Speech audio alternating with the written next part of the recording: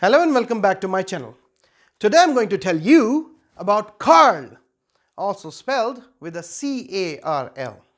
Now when I tell you about this story, I don't want to put you down, but to inspire you to do more things in your life.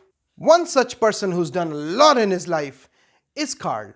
Karl, who lived from 1844 to 1929, and his wife Bertha were the German creators of the first successful petrol-driven car in 1885. What is this I hear you say? You've never heard of him? Well, in fact, everyone has heard of him. See the story to the end and I will tell you where you've heard of him. If you have guessed who I am talking about, leave me a comment down below. At the age of 16, before the first petrol-powered cart was built, Karl dreamt of a unit that could supersede and replace the steam engines. At that time, obviously, he had no idea that he would end up doing just that in his future. Do you have some dream? Let me know. Drop a comment below. Karl and Bertha began developing their first car in 1870 while trying to earn money from a tin making business that Karl started before making the car. By 1880, they were so penniless they could barely afford to eat every day. Now wait a minute and think about this time, where you are at the edge of the greatest discovery and you barely can afford food. Think of the feeling and think of the mental push that you need to get there, to find that thing, that niche to get you to the top. It is very easy to get a new car, for that matter, make a new one. Imagine making something that is a category in itself.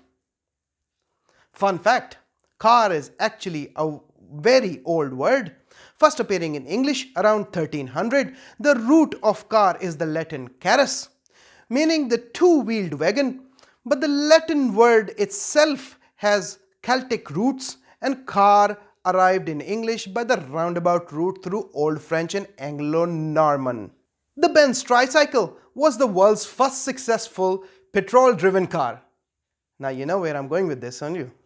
It had 3 wheels, tubular steel frame, a rack and pinion, steering, connected to a driver and tiller, wheel chain to front axle, electric ignition, differential rear and gear, mechanically operated inlet valves, water-cooled internal combustion engine, and a gas or petrol, for that matter, 4-stroke horizontally mounted engine, costing at the time 600 German imperial marks, which could be calculated roughly to about 150 US dollars.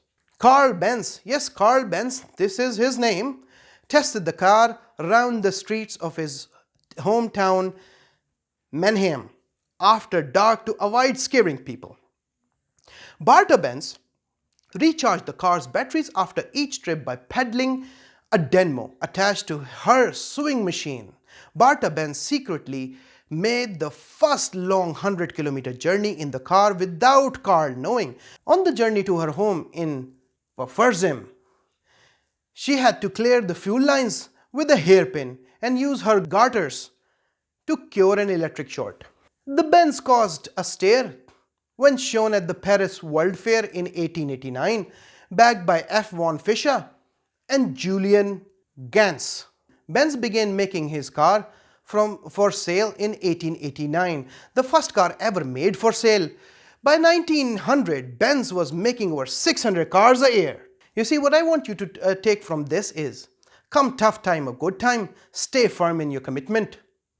Everyone has heard that there is a woman behind every successful man. The sentence is, however, wrong.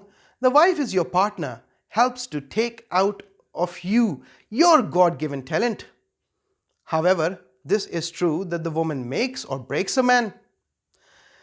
World will care what you do, even if they don't right now. But first you have to show them your talent. World is a cruel place, but we are born here and we have to live it. Never give up hope and keep working. In the words of Colonel Sanders, one has to remember that every failure can be a stepping stone for something better. Okay, that was my inspirational story for today. Hope you learned a few things from this story. This is your host, Mohsen Bukhari, signing out.